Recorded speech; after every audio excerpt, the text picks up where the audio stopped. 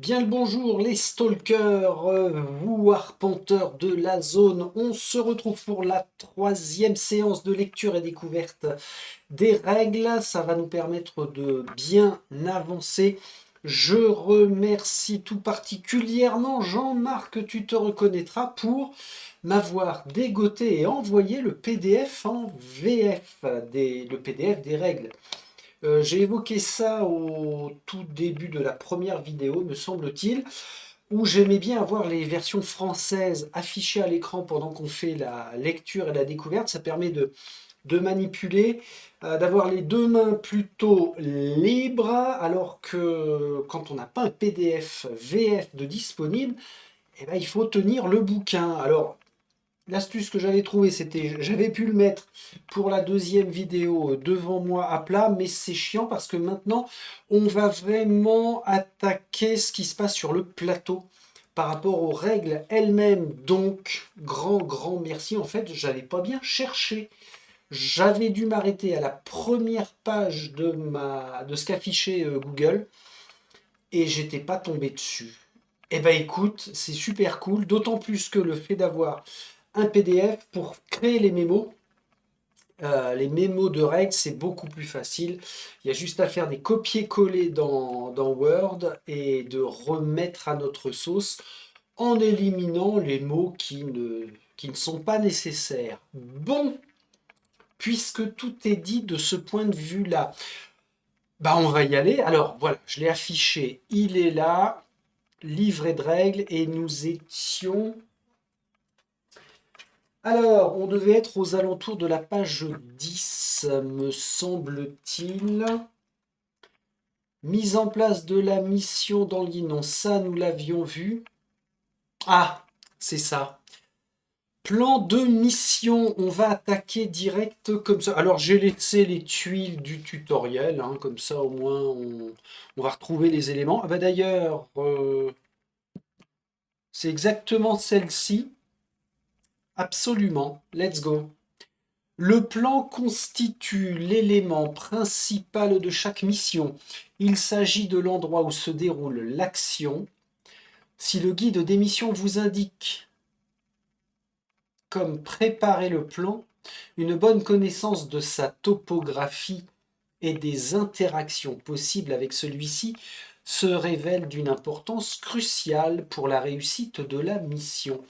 Il y a une faute là. Si le guide des missions vous indique comment, là c'est pas comme préparer le plan, c'est comment préparer le plan. Ah, ça veut dire qu'on n'est pas à l'abri de quelques... Alors des coquilles d'orthographe encore, bon, moi le premier j'en fais à l'appel. Par contre, j'espère qu'il n'y aura pas de coquilles sur des tournures de phrases mal interprétées. Bon, toujours est-il que là, ça va nous permettre, oui, de bien connaître la topographie. Les tuiles et les cases. Alors, une tuile. Les tuiles plans portent chacune un numéro. Dans l'un de leurs coins, elles sont divisées en plusieurs cases à la taille et aux propriétés variées. Tout d'abord, la taille des cases. Le nombre d'entrées. Le nombre d'entités. Stalker et ennemi. Ah ok, donc le terme entité, ah oui, on le voit là sur le côté. Le terme entité va regrouper à la fois les stalkers et les ennemis. Là, on a un mémo de case inondée. Bon, je reviendrai sur les paragraphes en jaune après avoir lu vraiment les colonnes. Ok. Donc, le nombre d'entités pouvant occuper une même case est fonction de la taille de celle-ci. Ok, donc on va être limité à la surface de la case. La plus petite taille de case est un carré de 1 par 1. Est-ce qu'on en a un ici? A priori, non. 1 par 1, ben non. Ah si, alors, c'est pas sur cette tuile-là, mais voilà. Ça, typiquement, c'est une taille de 1 par 1. Une telle case ne peut accueillir qu'une seule entité. Les autres cases sont composées d'un certain nombre de ces carrés, ce qui augmente d'autant leur capacité d'accueil d'entités. toute portion de carré qui agrandit visuellement la taille d'une case, mais qui ne constitue pas un carré de 1 par 1 complet, n'augmente pas la capacité d'accueil de cette case. La. Alors, on va la refaire. Toute portion de carré qui agrandit visuellement la taille d'une case, mais qui ne constitue pas un carré de 1 par 1 complet, n'augmente pas la capacité d'accueil. Elle est vomitive, cette phrase. J'ai pas Il est quelle heure là? Il est 8h. 8h27 ce matin. Et ben, je peux vous dire qu'à 8h27, ce genre de phrase, je l'ai pas, hein. Qu'est-ce que tu veux me raconter? On va passer, hein. Exemple. La case 1. Ouais. A une taille de 1 par 1 et ne peut contenir qu'une seule entité. Je demande à voir. Ouais, ok. Ah oui, d'accord, on n'a vraiment pas le droit à d'éventuels débordements. Alors ça, c'est important. Il faut se rappeler que, ouais, ok, effectivement, quand on a notre socle 1 par 1, c'est pour une seule figue. Pardon, entité. La case numéro 2. Alors, la case numéro 2, c'est une comme ça, a une taille de 1 fois 2 et peut accueillir deux entités. La case number 3, donc, qui va être plus longue. On n'en a pas ici, mais enfin bon, c'est une case plus longue. Ok, ça c'est une 2 par 2, oui. Donc, la case number 3 a une taille de 1 par 2, peut accueillir deux entités, même si elle paraît plus grande que la case 2. Une partie de la case n'est pas un carré complet et ne comporte pas dans sa taille et ne compte pas dans sa taille. Ah oui, oui, oui, bah, et heureusement qu'il y a l'exemple, c'est parce qu'en fait, la case numéro 3, on va agrandir pour être pour être tranquille. La case numéro 3 a un biseau. Ok. Donc ce biseau ici fait que on reste sur une case qui est considérée comme 2 par 2. Oh la vache! Bon, je pense que ces cases-là ne vont pas être en nombre, en grand nombre, peu importe de toute façon, mais voilà l'explication. Très bien.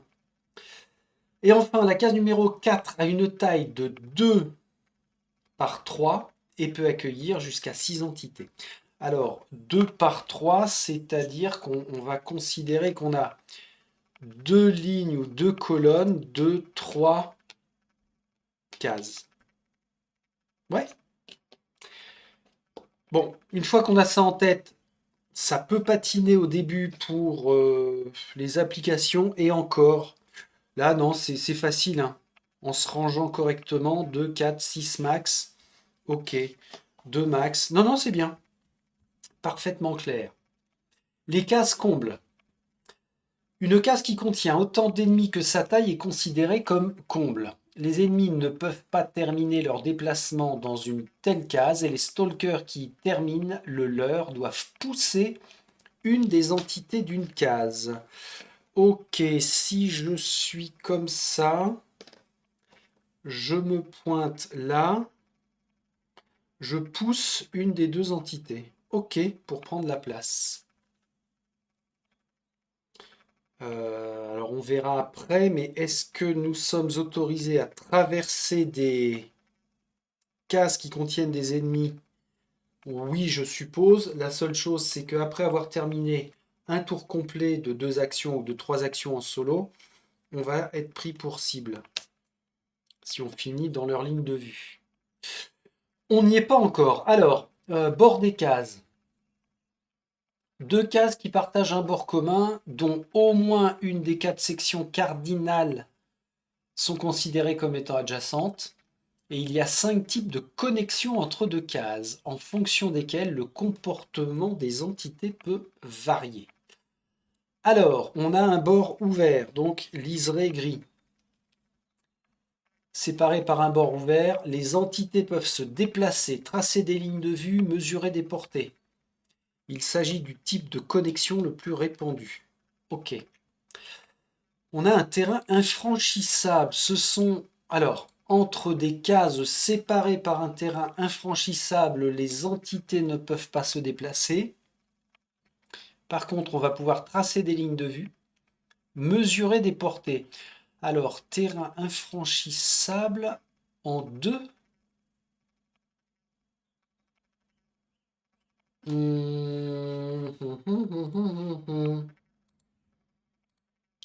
J'arrive pas à voir le bins là. Là, on a l'impression que c'est une ligne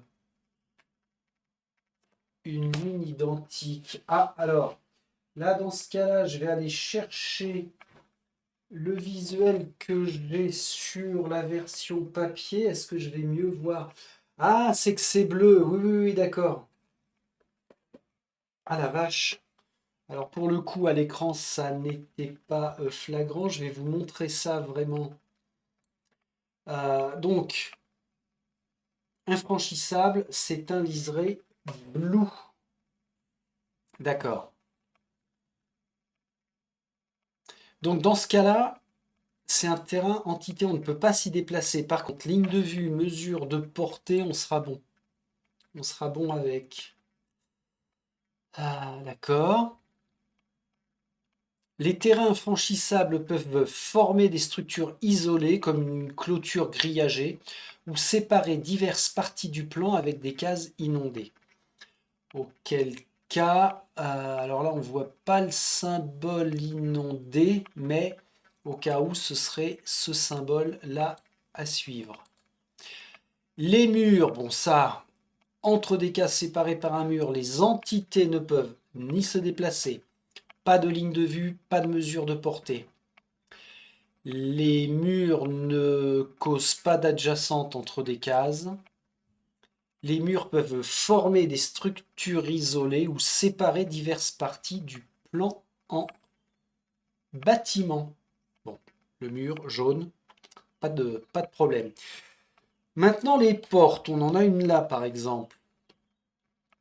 En 4, yes. Les portes intégrées à des murs sont considérées comme des bords ouverts. Les cases séparées par une porte permettent de se déplacer, tracer des lignes de vue, mesurer des portées. Ok. Et bien sûr, les portes représentent les différentes entrées des bâtiments. En plus des portes, on va avoir assuré les fenêtres. Toutes les entités ne se comportent pas de la même façon avec les fenêtres. Les stalkers et les ennemis humains les considèrent comme des bords ouverts. Pour les ennemis psioniques, elles comptent comme un terrain infranchissable. Pour tous les autres ennemis, ce sont des murs. Oui, c'est vrai qu'on va avoir différentes catégories d'entités. Donc, tout ce qui est humanoïde, ligne de vue, franchissable, portée. Les psioniques, on a dit, eux, sont bloqués comme terrain infranchissable. Mais de toute façon, à la fin du bouquin, on a un tableau qui reprend et qui résume tout ça. D'accord, dans le cas de deux cases reliées, dotées de bords de type différent, on applique l'ordre de priorité suivant. De la plus haute restriction à la plus basse. D'abord les murs, ensuite terrain infranchissable, et ensuite ce qui va concerner un bord ouvert. Est-ce que là, sur ces tuiles, on a un exemple de type de terrain? Non. Ici, non, c'est pas flagrant, mais enfin, attention à ça si le cas se produit. On a un exemple ici. Le bord surligné est considéré comme un mur dont la restriction est prioritaire sur le terrain infranchissable.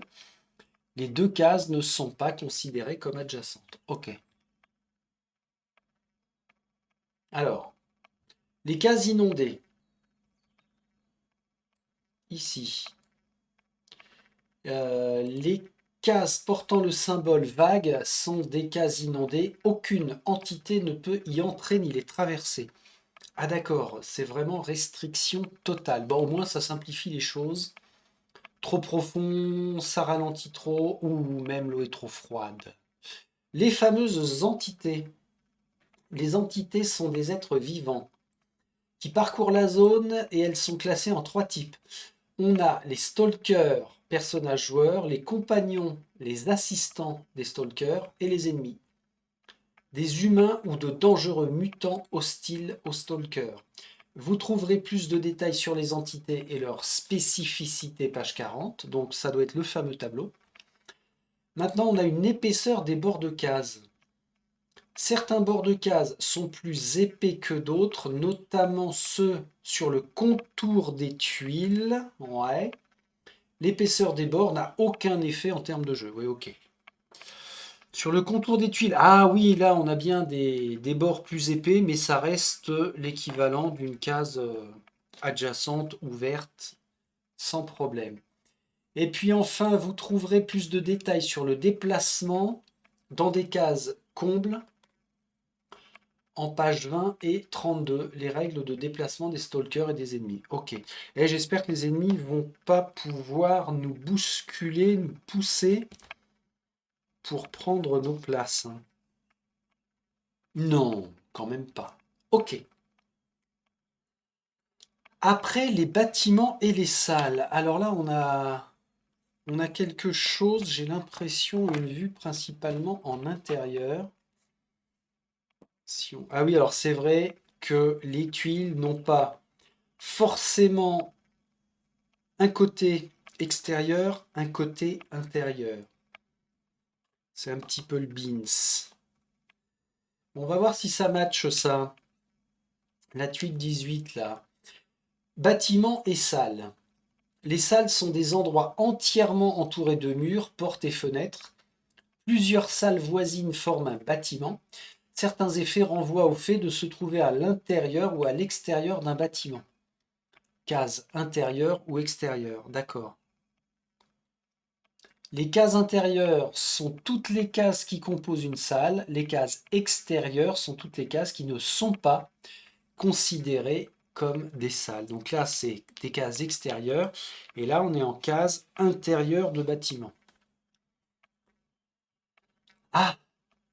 Alors d'abord, exemple, ce bâtiment est divisé en 6 salles. Yes. Yes, yes, yes. 1, 2, 3, 4, 5, 6. Ouais, on a les numérotations. OK. Maintenant, la notion de couvert. Notamment quand on se trouve à l'intérieur de salles dans des bâtiments. Là, j'ai 1, 1, 1.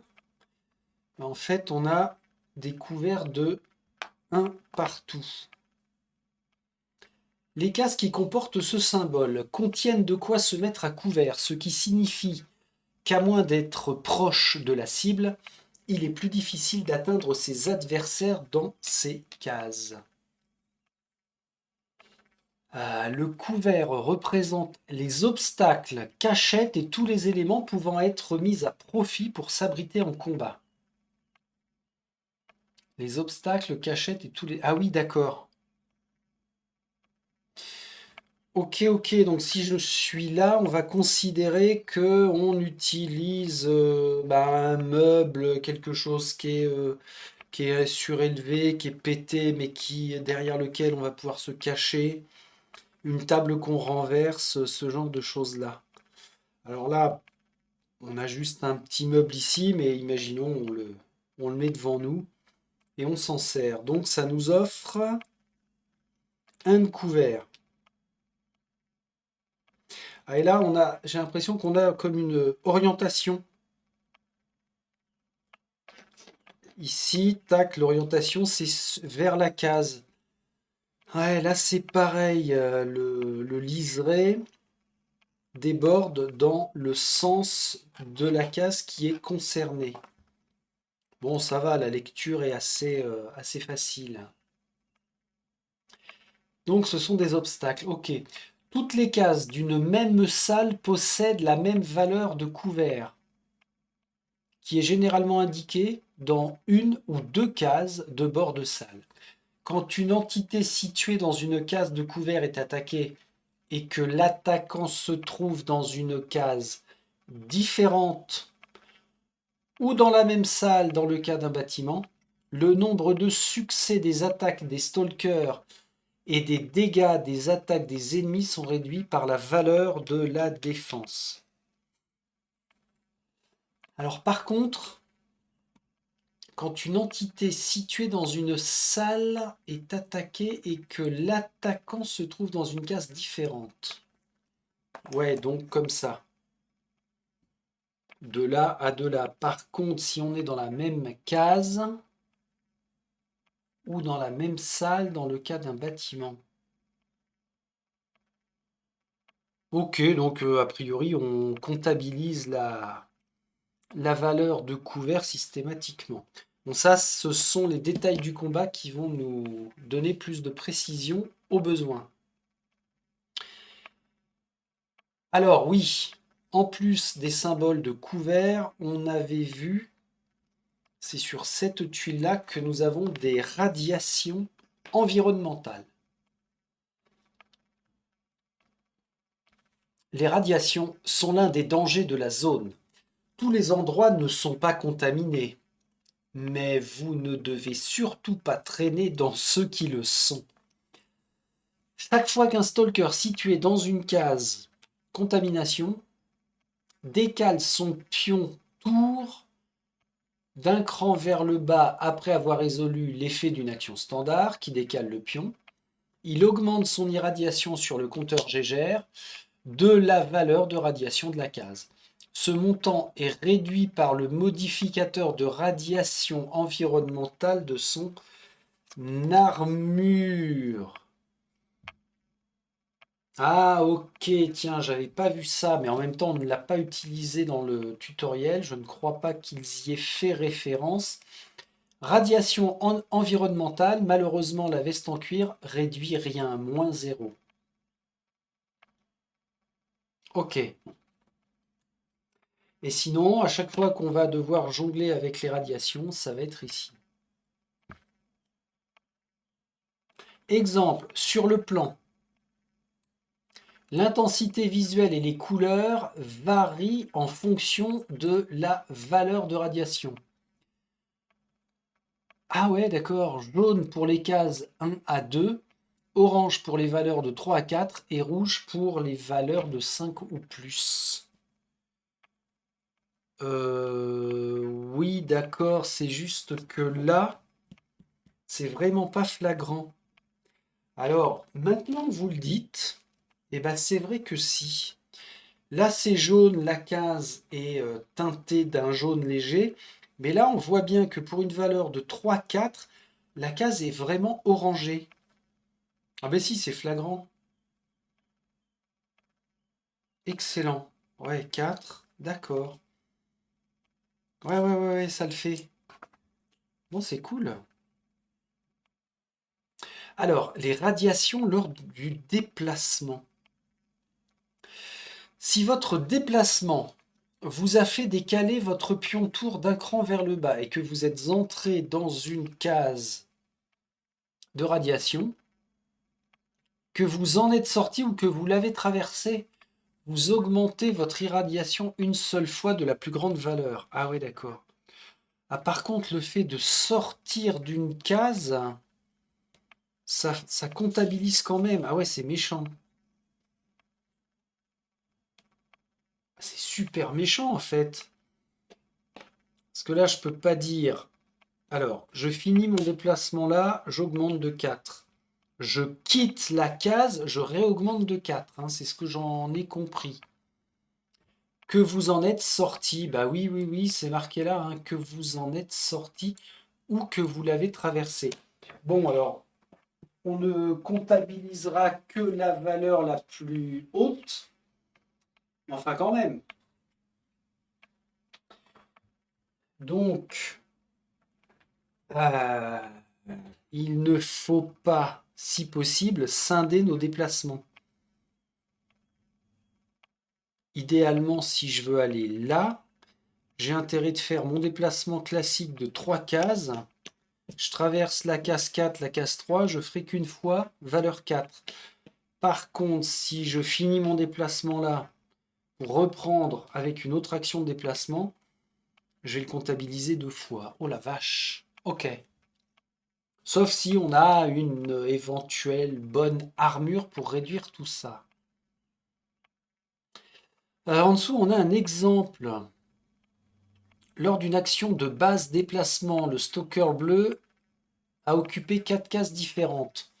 2 dotées de 0, une dotée de 2 et une de 4. Après son déplacement, il doit augmenter son irradiation de 4, mais sa tenue NBC, réduisant de 1, il n'augmente que de 3. Ok. Oh la vache! Look at this merde! It is in English? Première fois que je vois ça dans une règle de jeu française. Alors attendez, on est page 13. Je vais regarder sur la version papier parce que... Ah ouais, ok, bon, c'est pas bien méchant. Mais en version française, dans la boîte, on a bien... Même les radiations ne sont pas immédiatement mortelles. Une irradiation trop élevée peut entraîner des conséquences fâcheuses lors de la phase des ennemis et de la zone. D'accord. Ouais, donc va falloir faire vachement gaffe. Bon, ça c'est pas bien méchant. Oh, le coup de flip que j'ai eu. Excellent. Bah, après, je m'en fous, hein. Avoir comme ça deux, trois phrases non traduites sur le PDF. Vive le PDF quand même. Oh la vache, on attaque les notions de portée. Et on a un super beau damier coloré là. Alors on a du vert, du jaune, du orange et le max du rouge. Mon Dieu. La portée se mesure entre deux cases. Elle est égale au nombre le plus bas de bords traversés entre deux cases. La portée ne se mesure pas nécessairement en ligne droite. Voici quelques exemples. Ah oui, faut pas confondre une portée et une ligne de vue. La portée, ça va être pour les éventuels déplacements des ennemis ou pour les rejoindre par la portée la plus courte, ok. Alors que la ligne de vue, ça va être que en ligne droite. Alors, exemple, différentes portées depuis le stalker bleu qui est lui-même à portée 0 en vert, portée de 1 en jaune, portée de 2 en orange, et portée de 3 en rouge. Oui. Oui. Est-ce qu'il ne faudrait pas que j'augmente ça légèrement? Non, ça va être un peu plus chiant. Ok. Donc, on a une portée en jaune, oui, de 1, en 2 en orange, oui, en 3 au nord, par exemple, parce qu'il faut contourner le muret pour aller en 3. Au sud, la case numéro 3 qui est juste en dessous, parce que même chose, on doit contourner le muret, ouais, ok. Et les effets dotés d'une portée de 0 doivent être appliqués dans votre case. Bah oui. Lorsqu'un effet renvoie à quelque chose de portée X ou moins, toutes les cases situées à portée X et en dessous peuvent être affectées. Dans l'exemple ci-dessous, à portée 2 ou moins s'applique aux cases vertes, jaunes et oranges. Portée 2 ou moins, oui c'est ça. Et à l'inverse, lorsqu'un effet renvoie à quelque chose de portée X ou plus, toutes les cases situées à X et au-delà peuvent être affectées. Dans l'exemple ci-dessous, portée 2 ou plus s'applique aux cases orange, rouge et au-delà. C'est parfaitement clair, nickel. Alors, élément le plus proche et chemin le plus court. Pour déterminer quel élément est le plus proche de quelque chose, appliquez la règle suivante.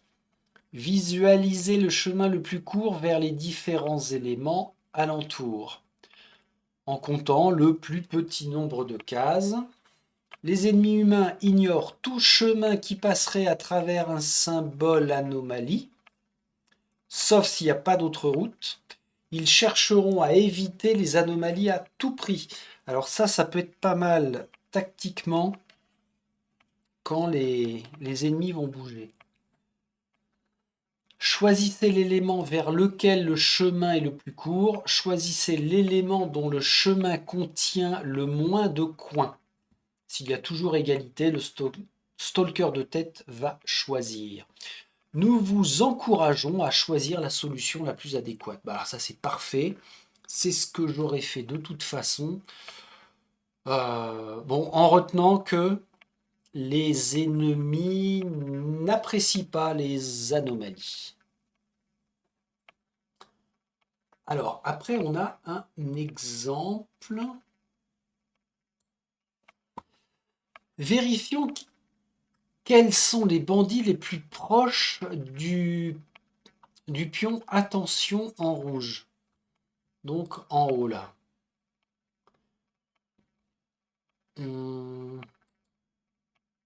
Ouais. Le bandit bleu, à portée de 2. Donc celui-ci là est indiscutablement le plus proche. Le bandit cyan et le bandit jaune sont ensuite tous deux à portée de 4. Ouais, 4. Ok, pas de souci. Le chemin du bandit jaune ne contient aucun coin, peu importe s'il doit effectuer 2 rotations pour emprunter cette route. Tandis que celui du bandit cyan en contient un. Un bandit jaune. Le bandit jaune est donc plus proche que le bandit cyan. Alors là, typiquement, c'est le type de règle qui est un peu pète-crâne. Faut se poser pour bien redétailler. Alors, c'est si vous voulez être pile poil dans les clous à 200%. Après, en cours de jeu, il peut y avoir quelques petites erreurs. Bon, c'est pas encore trop méchant. Et on a même un bandit rose. Alors oui, le bandit rose, il est là. Il dispose d'un chemin à portée de 5, mais celui-ci, lui faisant traverser une anomalie, il ne l'empruntera qu'en dernier recours. Ok, vraiment dernier recours. Ça marche. Les bandits ne sont pas prêts à risquer leur vie de la sorte. Les 3 bandits restants se trouvent à portée de 6. Le chemin du bandit rose contient un coin, mauve 2 et rouge 3 coins. En résumé, la proximité des bandits du pion attention rouge est définie comme suit. Bleu, jaune, cyan, rose, mauve, rouge. Ok. Ça peut être important si on a 2 bandits à égale distance, mais qu'il y en a un qui est censé traverser une anomalie, et que le jeu nous dit faites agir un bandit, et ben ce sera celui qui n'a pas besoin de traverser l'anomalie, donc qui ne prendra pas de risque. Bon, ça va, c'est pas bien compliqué. Alors, les lignes de vue. La ligne de vue détermine si 2 entités sur le plan se voient ou non. La ligne de vue se mesure entre 2 cases. Afin d'établir si une ligne de vue existe, vous devez, pour nous les stalkers, vérifier toutes les directions cardinales face, dos, gauche et droite. Pour les ennemis, vérifier en fonction de leur vision. Oui, ça c'est important, parce que chaque ennemi possède des directions de vision et un nombre de cases. Gauche-droite, une seule case, et face à eux, 3 cases. La ligne de vue dans chaque direction cardinale doit être contrôlée de façon individuelle. Pour cela, vérifiez les cases horizontalement, verticalement, reliées à la case de l'entité. Ensuite, pour chacune de ces cases, répétez ce processus dans la même direction. jusqu'à ce que vous atteigniez le bord du plan, la fin de la portée de vision ou un effet de blocage de ligne de vue, notamment un mur ou un pion visibilité nulle. Ça, c'est une visibilité nulle. Est-ce qu'on aurait par exemple des grenades fumigènes? Si lui, il est ici, il est censé avoir à 3 cases. 1, 2, 3. Il verrait jusque-là, sauf que si on lui met une visibilité nulle, ça s'arrête là. Alors ça peut être bien, je suppose, si on se trouve dans une case à visibilité nulle, et bien ça l'empêche de nous voir. Alors en d'autres termes, vous pouvez comparer la ligne de vue à toutes les cases que vous pouvez atteindre lors d'un déplacement sans avoir besoin de changer de direction. Ouais, ok. Une entité dispose toujours une ligne de vue sur sa propre case. Donc même si on lui colle une visibilité nulle ici, ça ne va pas fonctionner. Une entité dispose d'une ligne de vue vers toutes ces cases et peut par conséquent voir toutes les entités qui s'y trouvent. Vers toutes ces cases. Oui, s'ils sont comme ça, je suppose. Et sauf indication contraire spécifique, les entités, anomalies et la plupart des pions ne bloquent pas la ligne de vue. Ah oui, ça c'est important. Donc sauf indication contraire, nous-mêmes comme les ennemis ne bloquons pas les lignes de vue. Donc lui peut tirer sur moi sans souci, même en ayant un pote entre les deux. Et ce qui est bien à l'inverse, c'est que moi je peux atteindre ceux qui se trouveraient derrière d'autres ennemis. On a un exemple. Un bandit dispose des portées de vision suivantes. 3 de face, une sur les côtés, 0 dans le dos. De la case qu'il occupe et orientée vers le bas du plan, le bandit voit 3 cases devant lui. Les 2 cases sur sa gauche. Bah oui, 2 cases tant qu'il est adjacent, ouais, ok. Et les 2 cases sur sa droite. Ouais. Il dispose donc d'une ligne de vue vers le stalker vert et le stalker bleu. Ah oui, puisqu'on n'a pas de notion quand nous sommes. Est-ce qu'on a... Ouais, voilà. Si je suis là, que lui a une ligne de vue vers devant lui de 3, moi je suis dans une case de 4 petites cases une par une, c'est pas parce que je suis là que je vais avoir un bénéfice avec l'angle. Que dalle. Il voit partout. Ça c'est bien. C'est bien, c'est bien. Ok.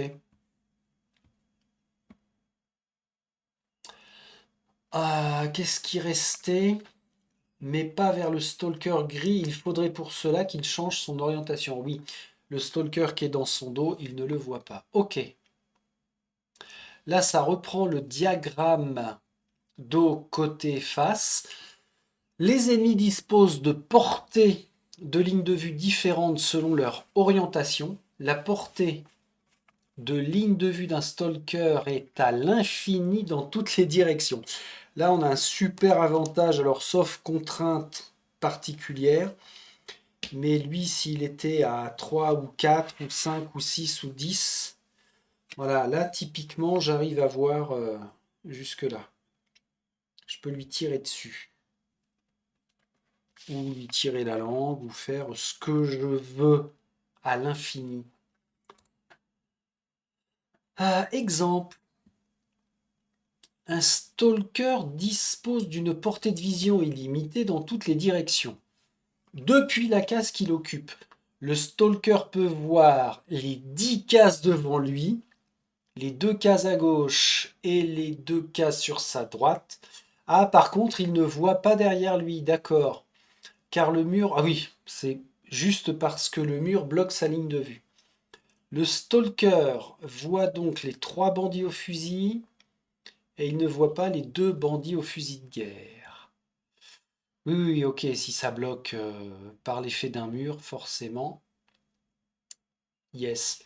Ici, depuis la case qu'il occupe, le stalker voit les 5 cases devant lui, une case à gauche, 3 cases à droite.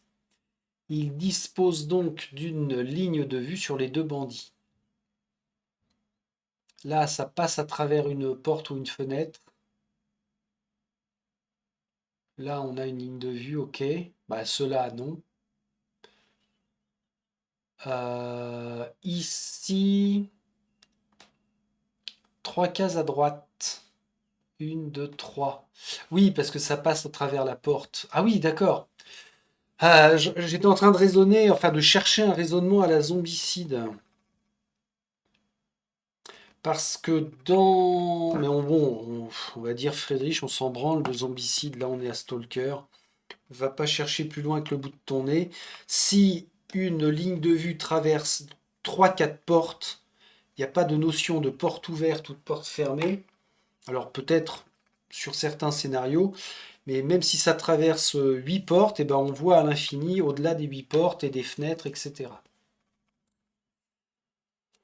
Bon, c'est cool parce que ça simplifie quand même l'aspect du jeu. Les fameuses cartes environnement. Ah oui, alors, carte environnement telle qu'on l'a vu dans le tutoriel. Chaque mission comporte son propre lot de cartes environnement. Elles influent sur le plan, peuvent donner des astuces ou modifier certains points de règle. On distingue deux types principaux de cartes environnement.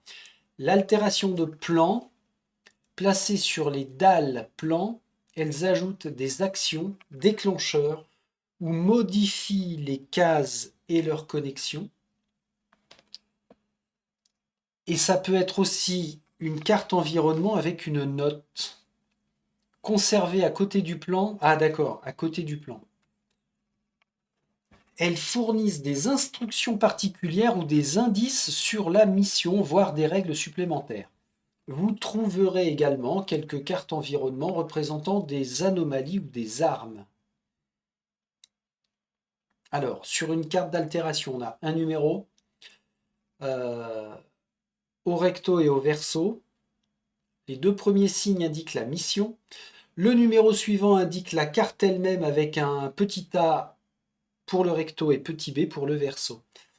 On peut avoir aussi des notions d'action qui coûtent un point ou des actions gratuites. Comme ça là.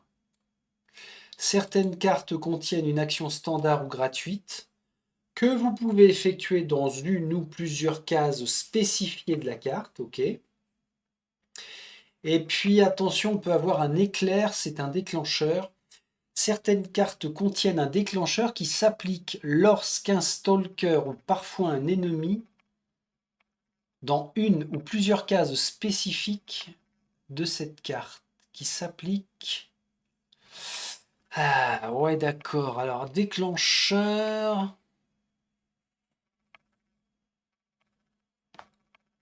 Lorsqu'un stalker ou parfois un ennemi. Ouais donc c'est immédiat. Qu'est-ce qu'ils disent en dessous? Afin de faciliter le positionnement des cartes altération, notez que sur la plupart d'entre elles, le texte est orienté de la même façon que sur le reste du plan. Oui. Et puis de toute façon, même sur les cartes comme sur les anomalies, on a des repères pour venir se positionner. Donc c'est bien. Alors par contre, choix et coût des actions. Les cartes notes vous offrent parfois le choix entre plusieurs actions. Certaines portent le symbole action standard et requièrent que vous décaliez votre pion tour d'un cran vers le bas pour être effectué. Pour rappel, cela peut contribuer à augmenter votre irradiation. Ah oui, certaines notes sur une carte environnement peut avoir un effet sur l'irradiation. Voici un exemple de carte note. Donc le numéro en haut. OK. Le nom Radio Shack. L'histoire. Certaines cartes contiennent des fragments d'histoire. Et puis une règle spéciale, éventuellement. Enfin, éventuellement, non, systématiquement. soit des instructions à appliquer immédiatement, soit des règles supplémentaires qui vont venir modifier le jeu. Ok. Carte recto verso. La plupart des cartes environnement sont recto verso. Le recto est reconnaissable au petit a, tandis que le verso c'est petit b. Assurez-vous de bien suivre les instructions données et d'utiliser les bonnes faces. Ah ouais, si on vous demande de placer la carte A1, 02, A, n'utilisez pas par inadvertance le côté B. Par défaut, vous n'êtes supposé voir que le recto des cartes environnement et elles doivent être empilées de la sorte dans leur paquet. Ouais, on pourrait avoir vite fait de se trompouiller. Après, retourner une carte environnement, de nombreux effets demandent de retourner une carte lorsque vous le faites. Si c'est une carte altération, remettez-la sur le plan. Soit elle est placée dans le voisinage direct de sa position initiale, soit son visuel vous guidera pour trouver son emplacement. Ah ouais, on peut la décaler. Alors, dans quel cas de figure? On n'en sait rien encore, mais... Ah, on pourrait imaginer une carte, je sais pas moi, d'ici à ici, on doit déplacer quelque chose. Un gros objet lourd, par exemple, ou alors de là, on doit déplacer une tourelle ici pour faire feu et éliminer, ouvrir une porte blindée. Tiens, pourquoi pas? Donc, on va déplacer la carte environnement pour après l'utiliser. Ah, ça peut être sympa, ça, tiens. Ok. Alors, ça, c'est dans le cas d'une carte environnement, mais si c'est une carte note et qu'on doit la retourner, la plupart du temps, il vous sera demandé d'ensuite la défausser. Ok. Dans le cas contraire, disposez-la à côté du plateau afin d'avoir accès à des informations ou à ces règles supplémentaires. Défausser et retirer une carte environnement. Quand il vous est demandé de défausser une carte, remettez-la dans la boîte mission. Dans de rares occasions, si on doit la retirer, stockez cette carte séparément des autres. Vous n'aurez... Ah oui, vous ne pourrez plus l'utiliser au cours de la campagne en cours. Alors, le fameux terme retiré, c'est ce que je rencontre actuellement dans ISS Vanguard. Les cartes qui sont retirées du jeu sont définitivement enlevées de la campagne. Bah, c'est bien parce qu'ils gardent déjà le même terme et puis bien sûr la même application. Ok, alors maintenant par contre, les pions sur le plan de mission. Ah bah justement, la visibilité nulle. On a dit que c'était ça. On va avoir artefact. On va avoir le butin. Alors, je les ai mis où les pions butin? C'est ceux-là. Crac. Et je suppose qu'on va avoir aussi les... Comment ils appellent ça? Les ennemis inconnus. Cool. Voilà nos cas. Bah, c'est bien, il n'y en a pas 50 000. Il n'y en a que 4. Donc 4 000. Hop, hop, hop, on va avoir les boulons aussi. D'après ce que j'ai vu, où c'est que j'ai vu ça? Ah non, j'ai pas vu les boulons. Non, non, non, non, non, non. Pour l'instant, il n'y a pas la notion de boulonnage. Ok. Alors, la fameuse visibilité nulle pour l'instant. Aucune entité ne peut ne peut tracer de ligne de vue depuis ou à travers une case qui contient de la visibilité nulle. Donc, ni nous, ni vous, le petit chat, ne peuvent tracer de ligne de vue, même en étant sur la case. Visibilité nulle. Hein. Il y a bien le terme depuis ou à travers. Ok. Alors, des entités situées sur une même case dotée du pion peuvent néanmoins se cibler l'une l'autre. Oui. Là, on est suffisamment proche et on sent nos haleines de chacal mutuelles pour pouvoir se flinguer.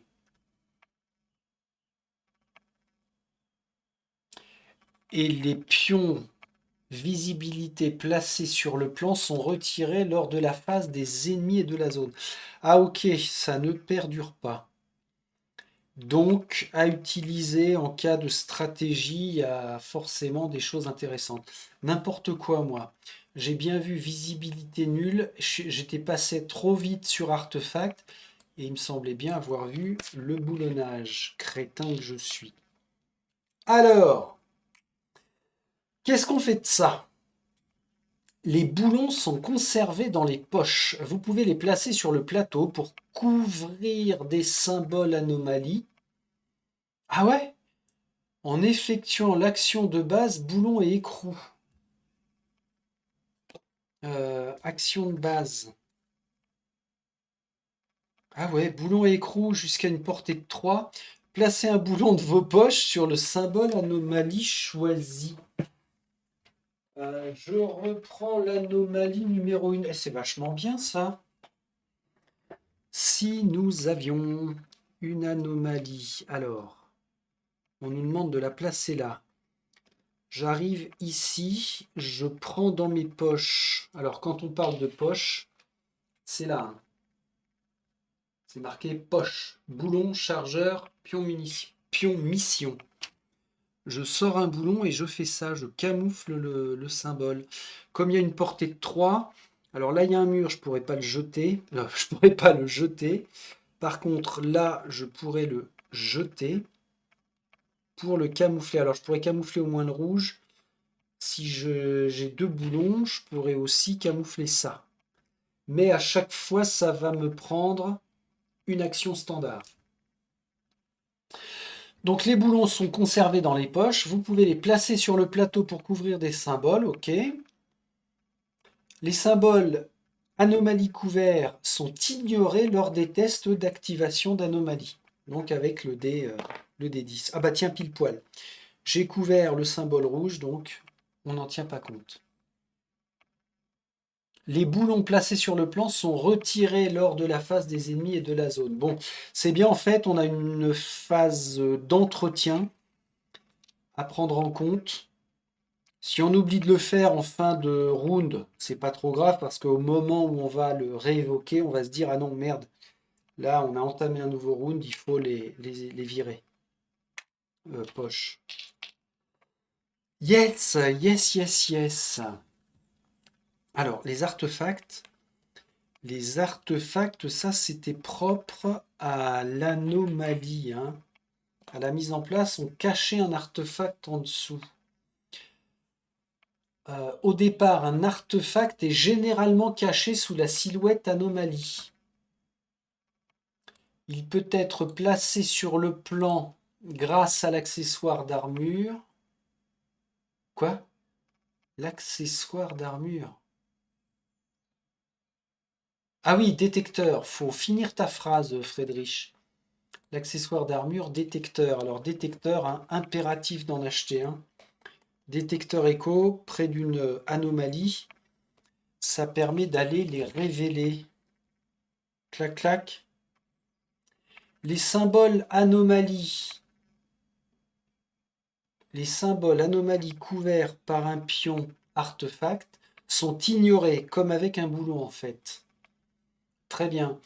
Les artefacts placés sur le plan peuvent être récupérés en effectuant l'action de base Collect. Lorsque vous le faites, piochez une carte artefact dont le type correspond à celui de l'anomalie où vous l'avez trouvé. Et l'anomalie peut être chimique, feu gravitationnel,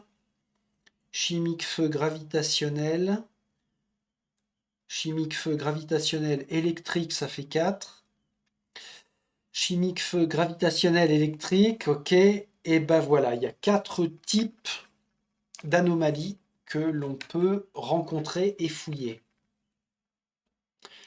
Si aucun artefact de ce type n'est disponible, donc si on a tout pris en feu par exemple, ou si le pion artefact a été collecté dans une case sans anomalie, piocher simplement. Ah ouais, d'accord. Ah oui, dans une case, on peut très bien avoir un pion artefact, mais qu'il n'y ait pas d'anomalie. Auquel cas, on vient piocher au hasard. Alors ça, c'est à se remémorer, hein, c'est à mettre dans le mémo. Comment on va choper le butin. Maintenant, les fameux pions inconnus qui ne sont pas de bonnes nouvelles. Pourquoi ce n'est pas une bonne nouvelle, les ennemis inconnus? Les pions ennemis inconnus représentent des adversaires, bah voilà, qui peuvent arriver en cours de mission. Tous les jetons ennemis inconnus d'une même case sont généralement empilés. D'accord. Quand vous devez résoudre un ennemi inconnu, prenez le premier de la pile. Ah, ok. S'il est face cachée, retournez-le. Appliquez ensuite les instructions suivantes. Alors, si c'est le jeton avec une croix, on le défausse direct. Mais il doit pas y en avoir 50. Hein. Pion inconnu avec une croix. Oh la vache, il y en a un, il y en a deux, il y en a trois, il y en a quatre. Ah, merci à Woken de penser à moi. Ah, c'est cool, on a quand même. Alors, je sais plus combien il y en a en tout. Il y en a 5. Il y en a 6. Ça, c'est marqué au début de la règle. Dans le matériel et les pions, sur 24 pions inconnus, il y en a 6 qui sont défaussés directement. C'est pas mal. C'est pas seulement 3 ou 4. Hein. Alors ensuite, s'il s'agit de pions avec les différents symboles, là, placez une ou deux silhouettes d'ennemis de la couleur correspondante dans la case, orientée dans la direction indiquée par la flèche du pion. Donc c'est important de, à la mise en place, bien positionner les jetons inconnus dans un sens prévu et de ne pas y toucher. Là, on me dit d'aller positionner dans la case 2 ennemis qui comportent l'équipe, enfin qui comportent la couleur violette, donc de l'équipe ennemie violette. Et on se rappelle que sur chaque carte d'ennemi, on va avoir une couleur associée. Et ces 2 ennemis, parce que la flèche est orientée vers le nord, ils vont regarder vers le nord. Donc ils vont être comme ça dans la case. Crac. Alors, il va falloir vous serrer, les gars. Ah, ouais. Ok. Si vous avez placé au moins une silhouette ennemie, défaussez le pion, d'accord? Si vous n'avez pas pu placer au moins une silhouette parce que la réserve n'en contenait pas suffisamment, piochez une carte activation ennemie. Alors ça, ils aiment bien nous pourrir. Hein. Ça peut pas s'arrêter à ah bon, bah j'aurais dû en mettre 2, il y en a qu'un de dispo, ça s'arrête là.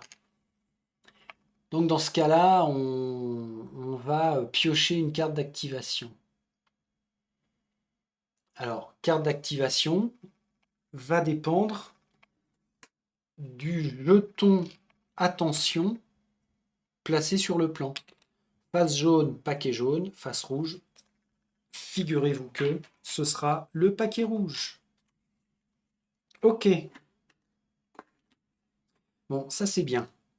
Quand je dis c'est bien, c'est que c'est clair, il n'y a pas d'ambiguïté. Résolvez la carte, mais n'activez qu'un seul ennemi de la couleur que vous n'avez pas pu placer. Le plus proche du pion que vous êtes en train de résoudre. Et ensuite, on va défausser le jeton. Alors ça, c'est l'équivalent d'une activation supplémentaire dans le fameux zombicide. Lorsqu'on est en... C'est quoi? Je crois que quand on est en pénurie d'ennemis, mais en variante, histoire de s'alléger les contraintes, c'est pas mal de ne pas faire d'activation supplémentaire. Bien sûr, vous faites comme vous voulez, mais, qu'est-ce que ça détend de faire ce type de variante. Ok, bon, bah c'est bien. C'est vrai que ces symboles-là étaient un peu bizarres quand je les ai vus. Et alors, le fait de les mettre en pile, dans quel cas de figure ça pourrait être? Ah oui, on imagine. On nous dit qu'on a un bâtiment qui est fermé à clé, mais qui va être source de, je ne sais pas moi, de patrouille au fur et à mesure.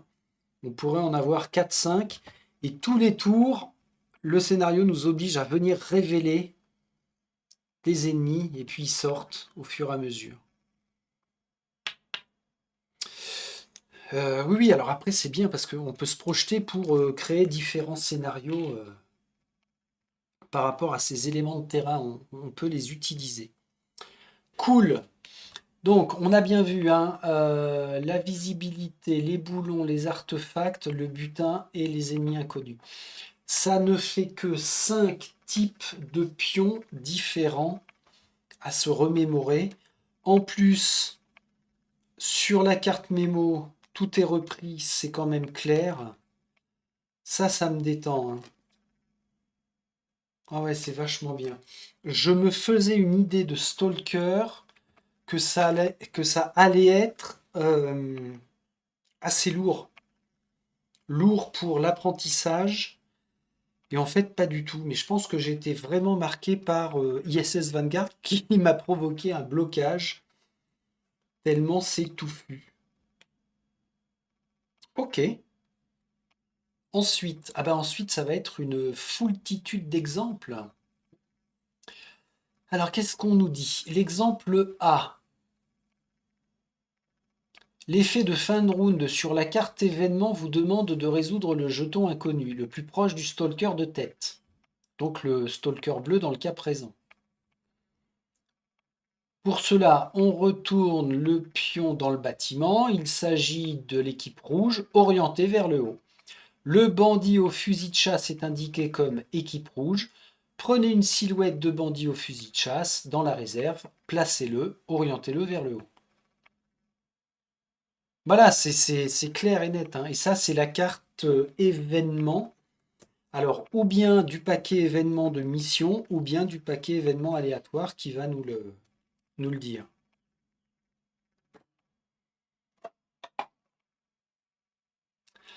Ah, d'accord. Après, dans l'exemple B,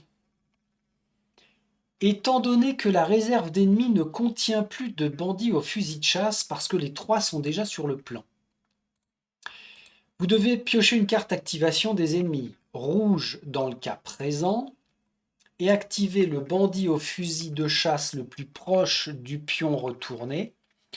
Deux bandits se trouvent à portée 1 du pion retourné. C'est donc à vous de décider s'il s'agit de celle située dans le bâtiment ou de celui posté juste à l'extérieur. Ouais.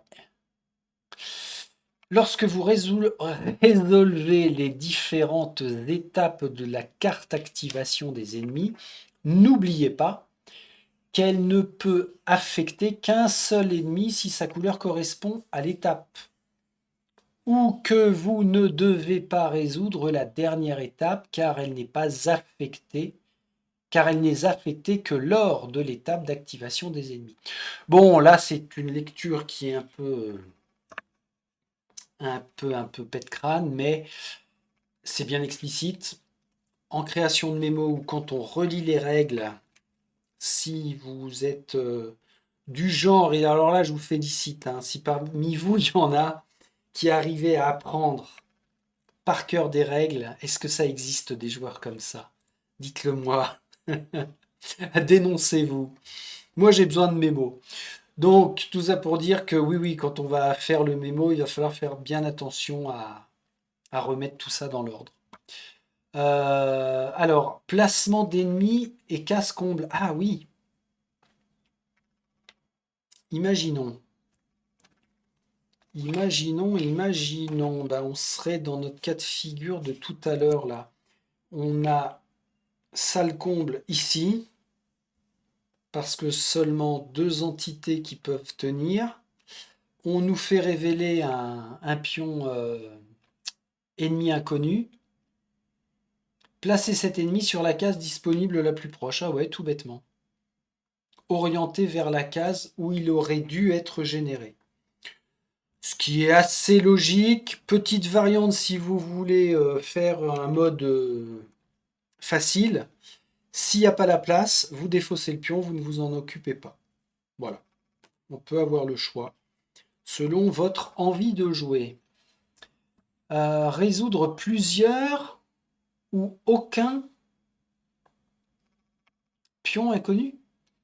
Lorsque vous devez résoudre plusieurs pions inconnus en même temps, résolvez-les les uns après les autres. Lorsque vous devez résoudre un pion inconnu et qu'il n'y a plus de pions inconnus sur le plan, rien ne se passe. Ah oui, c'est par un effet de jeu. Notamment par le biais des cartes événements. Si au bout de 15 tours, on nous dit bah, révéler un pion inconnu, bah, au bout de 15 tours, on les a déjà tous faits, il se passe rien. Ok, ça c'est bien. Ouais, ouais, ouais. Donc, par rapport aux différents pions à utiliser, ceux qui ont les plus grosses règles, bah, ça va plutôt être ceux ennemis inconnus, hein. Les boulons, non, c'est relativement soft, hein. On vient les placer pour cacher ça. Tac, tac, tac. Ouais, vous pouvez les placer sur le plateau pour couvrir les symboles anomalies. Ouais. Ben, moi, j'avais en tête que c'était aussi pour faire du bruit par rapport à notre pion attention. Mais là, je m'enflamme, hein. C'est dans mon jeu idéal. Je suis là, il y a un ennemi là. Je jette un boulon de ma poche ici. Ça crée du bruit en face jaune. Je me déplace normalement. Ça aurait dû provoquer du bruit jaune, mais le boulon est déjà là. Comme ça, je m'éloigne et puis lui, après, est attiré par là. Et il va le déplacer parce que le bruit me suit. Il y a un truc comme ça. Mais enfin bon, visiblement, les boulons ne serviront qu'à masquer les symboles sur les anomalies. Ce qui est déjà pas mal, hein. On va les remercier pour ça. Ok. Ensuite. Ah ben non, il n'y a pas de ensuite. On attaque le paragraphe jouer la mission. Et jouer la mission dans mon découpage de vidéo, il me semble bien que je l'avais. Alors, je vais enlever ça, voilà. Pion sur le plan de mission, clac, clac, clac. Ouais, c'est ça. Donc, j'atteins mon marqueur, là, jouer la mission.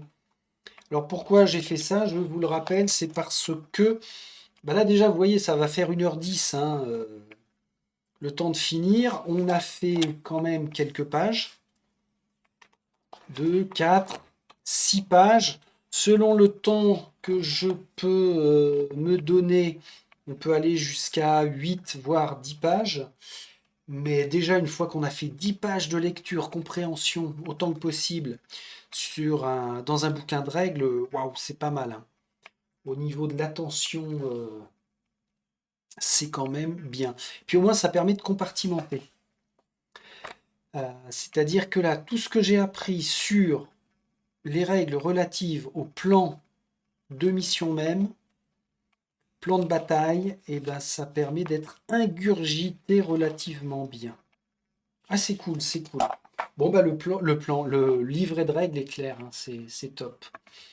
Donc la prochaine fois, ça va effectivement être un intérêt pour comment on joue la mission avec les différentes phases. Ok, ça va être bien aussi. Bien, bien, bien. Bon bah c'est cool. Qu'est-ce que ça m'aura inspiré ça? Bah, que du bon, hein, encore une fois, parce que les règles sont vraiment bien faites. Et puis je suis détendu sur le fait de ne pas tomber sur un jeu trop compliqué. Plus j'avance, plus je me dis que non, ça devrait être soft, ça devrait être un jeu pour moi. Alors, je vais toujours prendre la comparaison parallèle avec Nemesis Lockdown, où il est excellemment bon, mais vraiment, moi, je le trouve dur pour être joué en solo. Et encore une fois, perdre à répétition, c'est marrant les 2 premières fois, mais après ça devient un peu pénible. Ça casse mon intérêt. Je ne suis pas de ceux qui font des redites jusqu'à trouver les bonnes façons de faire, surtout que dans ces jeux-là, on a toujours des éléments, pardon, des éléments aléatoires, hein. Donc il n'y a pas de bonne stratégie en soi. Une bonne stratégie peut être pétée par une carte événement à la con, par un jet de dés, même plusieurs jets de dés consécutifs, et ce sont des jets à la con.